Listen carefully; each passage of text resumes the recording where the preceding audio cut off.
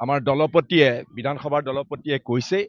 যে মুখ্যমন্ত্ৰীয়ে নিজৰ ক্ষমতাৰ অপব্যৱহাৰ কৰি বিভিন্ন চৰকাৰী বিভাগ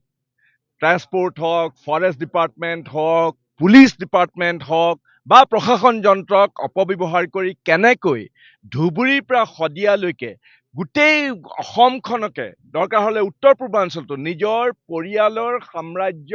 সম্প্ৰসাৰণ কৰিবৰ কাৰণে উঠি পৰি লাগিছে। এইটো এটা আমি আজি কলিয়াবৰলৈ আহিছোঁ আমি এই যাত্ৰাত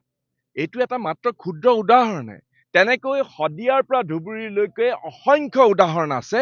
যিবিলাক উদাহৰণ আমি দাঙি ধৰিব খুজিছোঁ যে কেনেকৈ অসমৰ বৰ্তমানৰ মুখ্যমন্ত্ৰী ডাঙৰীয়াই গোটেই ক্ষমতাৰ অপব্যৱহাৰ কৰি প্ৰশাসন যন্ত্ৰক হেলা ৰঙেৰে নিজৰ পকেটত সুমুৱাই দাবী ধমকি পুলিচ বিষয়াক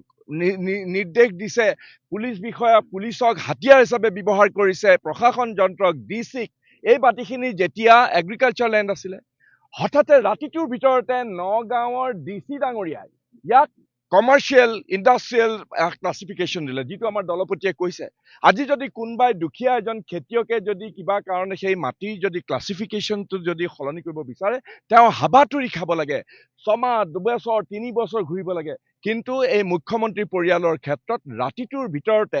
ডিচি এগৰাকীয়ে হাঁ হাজুৰ বুলি কৈ পেলাই ৰাতিটোৰ ভিতৰতে সলনি কৰি দিছে কেনেকৈ নেশ্যনেল হাইৱেৰ সংযোগীকৰণ যাতে নিজৰ মাটিৰ মাজেদি যায় যাতে এই মাটিৰ নিজৰ মাজেদি গ'লে মাটিৰ মূল্য হুৱাই যাতে বাঢ়ি যায় যাতে পৰিয়ালটোৰ আৰু সম্পদ বৃদ্ধি হয় যাতে অসমৰ ভিতৰত আটাইতকৈ সম্পদশালী পৰিয়াল হিচাপে প্ৰতিষ্ঠিত হয় সকলো বিভাগকে হেলা ৰঙে তেওঁলোকে ব্যৱহাৰ কৰি অপব্যৱহাৰ কৰি তেওঁলোকে এনেকে নিজৰ পৰিয়ালৰ সাম্ৰাজ্য তেওঁলোকে সম্প্ৰসাৰণ কৰিছে আজি আমি এটা মাত্ৰ ক্ষুদ্ৰ উদাহৰণেই ইয়াতে দাঙি ধৰিছোঁ অসংখ্য উদাহৰণ সমগ্ৰ অসমতে সিঁচৰিত হৈ আছে।